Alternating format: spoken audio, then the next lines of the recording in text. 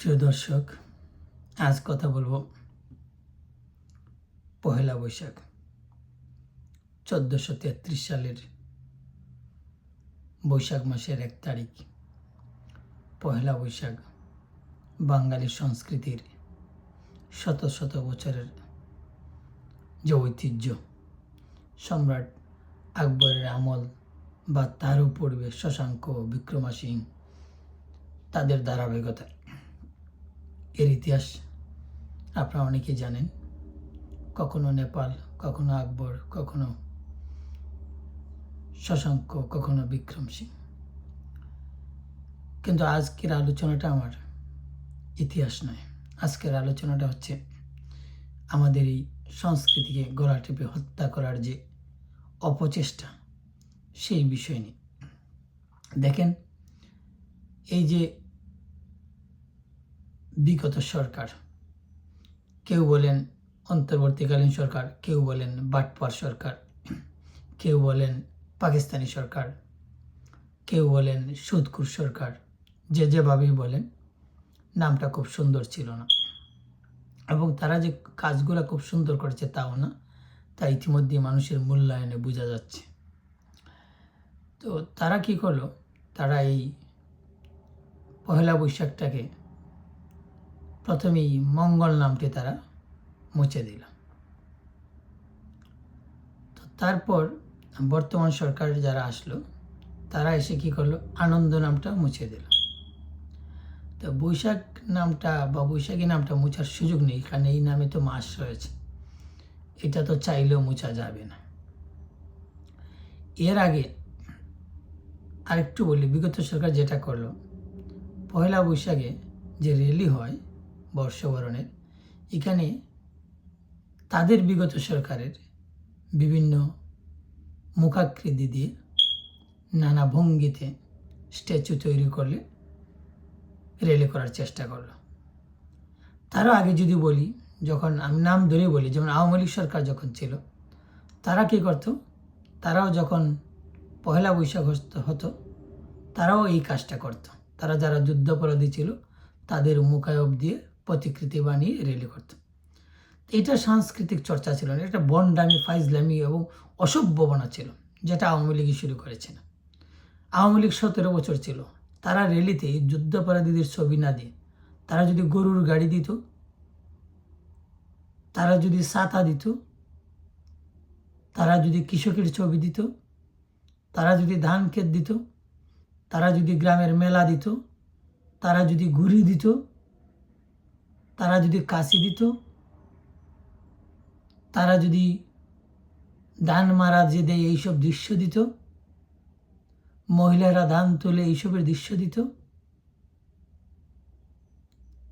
ওই সময় মানুষের যে পান্তা ভাত বা বৈশাখ মাসে যেসব ফল আসে, ফুল আসে, এইসবের দৃশ্য দিয়ে র্যালি করত, তাহলে হয়তো এই অপসংস্কৃতি শুরু হতো না। তো এই অপসংস্কৃতিটা শুরু করেছে মূলত আওয়ামী লীগ, কারণ তারা 17 বছর ক্ষমতায় ছিল। তারা মনে করত তাদের সে চালাক, তাদের সে বুদ্ধিমান, হ্যাঁ, তাদের সে যোগ্য আর কেউ পৃথিবীতে নাই। এখন তারা এমন শিক্ষা পাইছে, ঠিক আছে, জীবনের মতো শিক্ষা হয়ে গেছে, এবং যেগুলো দেশের বাইরে, এগুলো আর কোনোদিন আসতে পারবেন, এটা লিখে রাখতে পারেন। ভবিষ্যতে আওয়ামী লীগ আসবে, কিন্তু এই অসভ্যগুলা বাদ দিয়ে আসবে। এবারে আসি, এই অসভ্যপনার ধারাবাহিকতায় এই যে ইনুস বাটফার, এই বাটফার কি করলো, আরো জঘন্য করছে। সে গার্বেজ কিনে দিছে আরেক মানুষের নাম, তার যে আরেক শয়তান ছিল, তার সামসা সেলা, তার যুক্তিতে। এখন মানুষ আশা করছিল যে ঠিক আছে, এইসব সুশীল নামের আবাল দালাল এগুলো বিদায় হইলে, একটা রাজনৈতিক সরকার আসলে মানুষের মধ্যে একটা পজিটিভ এবং একটা সুন্দর চিন্তা হবে। কি বিএনপি কি এটা সুন্দর চিন্তা করছে? এই যে আনন্দ নামটা মুছে দিয়ে ফাইজলামি, এইসব তোদের বৈশাখী করার দরকার কি? বৈশাখী তুলে দে, ফলে নাম পরিবর্তন কর, পৃথিবীতে আরও অনেক দেশ আছে, বিভিন্ন ধর্মের বিভিন্ন মাস আছে, এগুলো নিয়ে আয়, তো একবারে শেষ হয়ে গেল তোদের। এখন আসি, কিছু সাংস্কৃতিক কর্মী আছে আবাল মার্কা।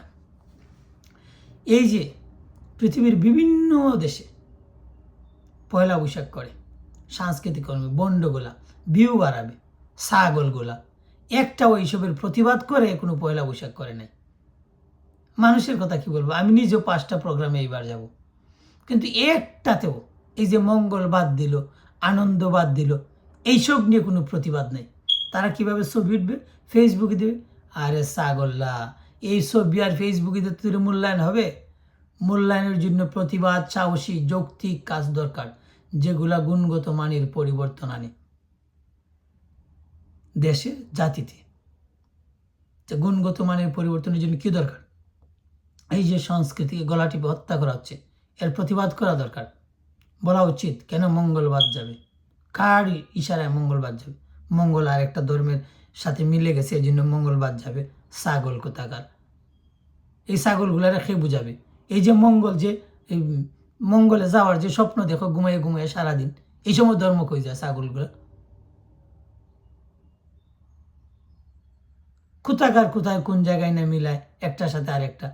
না পড়ে ধর্মগ্রন্থ, না পড়ে ধর্মের স্টাডি, ইউটিউব থেকে ফালতু ধর্মের চর্চা শুরু হয়েছে পৃথিবীতে।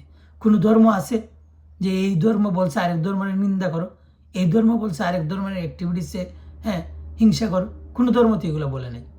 ফালতু মানুষগুলা এই ধর্মের নামে অধর্ম করা শুরু করে দিছে। সব এগুলো আমাদের দেশে। আমরা তো বিভিন্ন দেশের খবর জানি। ইন্দোনেশিয়া যান, গিয়া দেখেন তাদের ঐতিহ্যকে তারা কীভাবে রেসপেক্ট করে। এমনকি আমাদের চেয়ে আফগানিস্তানও ভালো, তাদের ঐতিহ্যকে তারা বেশি রেসপেক্ট করে। আমরা পুরো একটা 3rd ক্লাস একটা পাকিস্তানের ফটোকপি হয়ে যাচ্ছি। অসভ্যবনা, আর কোনো দর্শন নাই আমাদের। পাকিস্তান ছাড়া আর কোনো ইয়ে নাই, নজর নাই আমাদের। কেন ইন্দোনেশিয়ারে ফলো করেন, মরক্কোরে ফলো করেন, তুরস্করে ফলো করেন, দেখবেন দেশটা কত সুন্দর হয়। সর্বশেষ বলবো, যারা সাংস্কৃতিক কর্মী আছেন তারা এইসব ফান্তা বা তার ছবি ফাইজলামি সেরে একটু প্রতিবাদী হন, নতুবা ওই আপনারাই নাচ গান কয়দিন করবেন, এরপর বৈশাখ আর থাকবে না, বুঝছেন? এটা ওই জাদুঘরের স্থান নেবে। তো এইটাকে আপনি কতটুকু আনন্দ করলেন, তার চেয়ে বেশি বড় আপনার ঐতিহ্য, আপনার সংস্কৃতিকে কতটুকু সাস্টেইনেবল করে দিলেন, যেটা আগামী প্রজন্ম অনুসরণ করতে পারে। এই সংস্কৃতি গর্ব করার সংস্কৃতি, ইউনেস্কো থেকে ঐতিহ্য স্বীকৃতি দিয়েছে, অথচ এইটাকে গলা টিপে হত্যা করা হচ্ছে।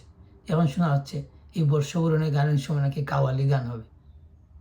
কি বিকৃত মানুষের, কি শুরু হয়েছে চারিদিকে? ফাউল কোথাকার, যে গান জানে না সেও গান গায়, যে নাচতে জানে না সেও নাচে। মানে এই রুচির দুর্ভিক্ষ বলছিলেন না মামুনুর রশিদ, এটা রুচির দুর্ভিক্ষ না, মানে রুচির মহামারী শুরু হয়েছে। আজ পয়লা বৈশাখের দিনে আমি অত্যন্ত দুঃখিত কঠিন কঠিন কথাগুলো বলার জন্য।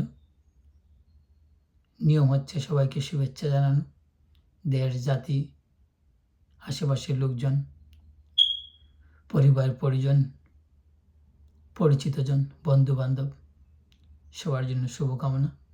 আগামী বছরটা যেন সবার সুন্দর যায়, আমাদের দেশের জন্য সুন্দর আসে, দেশের মানুষ ভালো থাকে, পৃথিবীর মানুষ ভালো থাকে, আমরা যে যেখানে আছি আমরা যেন ভালো থাকি, নিরাপদ থাকি, এবং সংস্কৃতির যেন সাংস্কৃতিক চর্চা হয়, অপসংস্কৃতি থেকে যেন আমরা দূরে থাকি। এই আত্মপ্রকাশের নামে অপসংস্কৃতি থেকে দূরে থাকলে সবার জন্য মঙ্গল। আর বিশ্বাস করুন, আত্মপ্রচারের নামে যেসব অপসংস্কৃতি আপনারা করছেন, আপনাদের প্রচার হচ্ছে কিন্তু সুনাম নয়, আপনারা দুর্নাম বয়ে নিয়ে আসছেন। তাই যেভাবে সুনাম হয় সেই দিকে একটু নজর রাখুন, কাউকে দেখানোর জন্য না, গুণগত মানটা ঠিক রাখুন, দেখবেন মানুষ এমনি আপনাকে খুঁজে নেবে, টেনে নেবে। সবাই ভালো থাকুন, সুস্থ থাকুন।